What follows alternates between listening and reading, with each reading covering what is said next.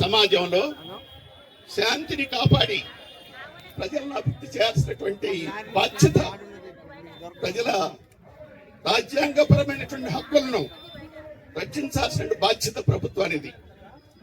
అన్ని విషయాలలో రాజ్యాంగం, చట్టాలు ప్రభుత్వానికి మార్గదర్శకంగా ఉండాలి, వాటికి కట్టుబడి ఉండాలి.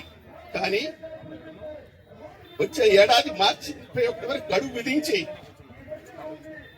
నక్సలైట్లను నిర్మూలిస్తానని హోంమంత్రి, దేశ ప్రధాని పదే పదే మాట్లాడటం రాజ్యాంగానికి, చట్టాలకు వ్యతిరేకం. మావోయిస్ట్ పార్టీ శాంతి చర్చలకు అనేక సార్లు వస్తానని ప్రకటించినప్పటికీ కూడా వారి భౌతికంగా నిర్మూలిస్తామని ప్రభుత్వం పదే పదే ప్రకటిస్తూ మాట్లాడటం అనేటువంటిది అత్యంత దుర్మార్గమైన విషయం.